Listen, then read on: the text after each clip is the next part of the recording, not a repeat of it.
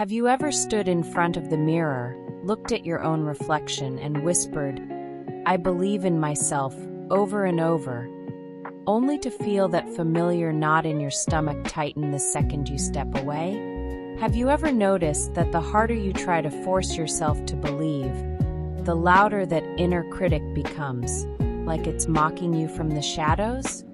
If you're nodding right now, then let me tell you something no one else will. Today, we're not talking about positive affirmations. We're talking about how to outsmart your own brain, how to let your body taste the feeling of belief long before your mind catches on. I spent years living in a state of quiet desperation. I called it functioning. During the day, I'd sit at my desk, typing out beautiful to-do lists, writing down my big dreams, telling myself, "I believe this will work out. I believe I'm capable enough." I sounded so convincing, even to myself. But at night, when the lights went out and the world went silent, the floodgates opened. The what-ifs came rushing in like cold water. What if I'm not good enough? What if they find out I'm just faking it? What if I've been lying to everyone, including me? And you know what exhausted me the most? It wasn't failure. I hadn't even failed yet. It was the friction, the unbearable weight of pretending to believe while my bones knew the truth. It was like driving with one foot on the gas and the other on the brake.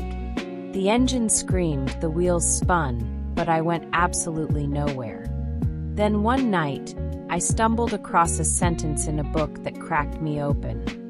Your subconscious doesn't understand the word no. It doesn't understand someday. It only understands right now and what it can see. And in that moment, I realized I'd been trying to speak to my subconscious in a language it simply couldn't hear. My subconscious isn't a scholar, it's a child. A beautiful, stubborn child that only believes what it has already felt with its own hands. So how do you speak to that child? The first method is what I call retroactive knowing. We've been taught that belief is about looking ahead, that it's a bridge to a future we haven't reached yet.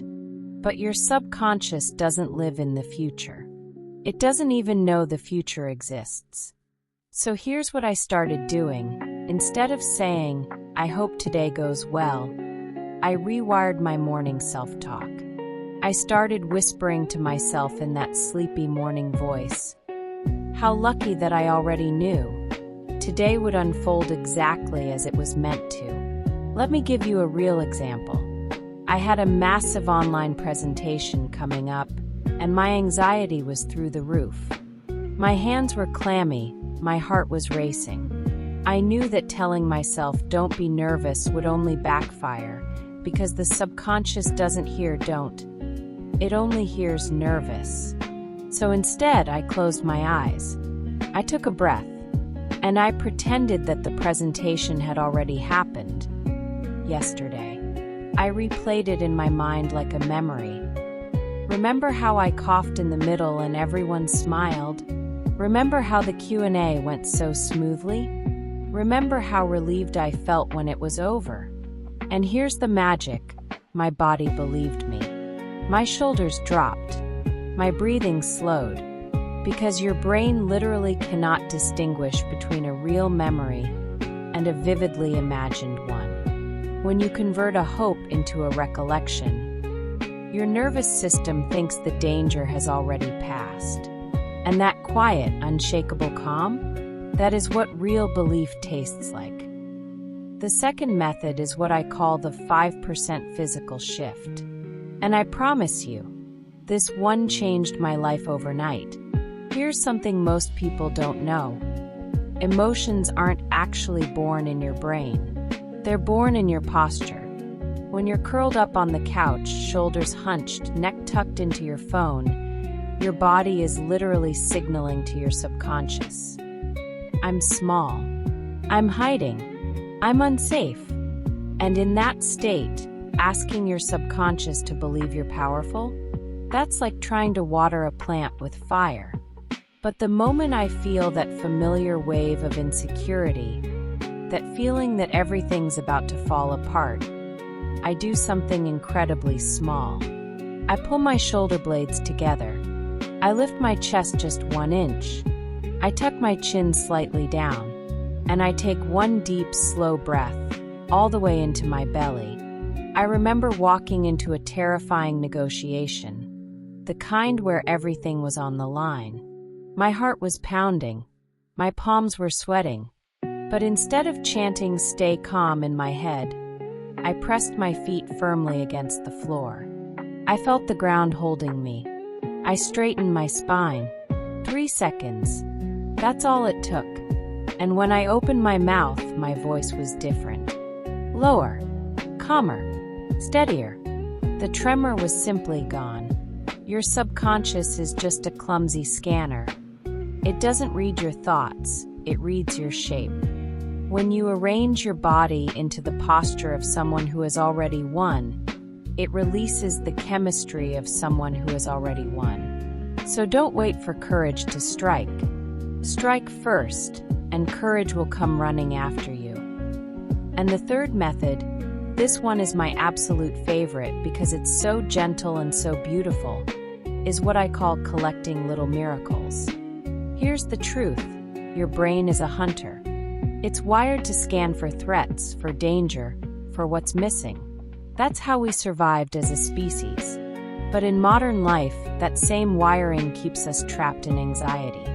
We collect evidence of everything that could go wrong, and then we wonder why we don't feel safe. So I started a tiny, almost embarrassing habit. Every night before I fell asleep, I would find one thing, just one, that went perfectly that day. Not a big thing, not winning the lottery. Just, I reached for my keys and they were right there. Or, I walked out the door and the rain stopped for exactly 3 minutes. I did this for 30 days, and something shifted. By day 20, I noticed my mind wasn't racing anymore. The anxious chatter had turned into a quiet hum. Why? Because I changed the data I was feeding my subconscious. I stopped feeding it evidence of chaos and started feeding it evidence of order. Your subconscious is a pattern recognition machine. When you consistently feed it moments of grace, it starts to assemble a bigger picture. A picture that whispers to you all day long. Look, the world is holding you. You're not alone. And once you start believing that little coincidences are your daily bread, it becomes almost impossible to believe that disaster is your destiny. So, my love, here's what I've come to learn after all these years of wrestling with doubt. Real belief isn't about erasing fear. It's not about shouting down your doubts with brute force. Real belief is something far more gentle. It's allowing your spine to straighten first. Allowing yourself to speak of the future as if it's already a memory. Allowing yourself to see the tiny, shimmering threads of grace woven through your everyday life. When you stop trying so desperately to believe, and you start simply inhabiting the feeling of belief, something shifts. You realize deep in your bones that you were never broken. You were never unsafe. You were never incomplete. Right now, take one breath with me. Close your eyes if you can. Let your shoulders fall. And feel the weight of this sentence. I'm not trying to believe. I'm remembering something I've always known. If you've ever lain awake at night, frustrated by your own doubt, if you're tired of fighting yourself, and if you're ready to let your body teach your mind how to believe, then please do me one small favor. Hit that subscribe button and ring the little bell. I'm not here to turn you into a new person. I'm here to remind you, every single week, that you've always been the person you were waiting for. And I'll see you in the next story.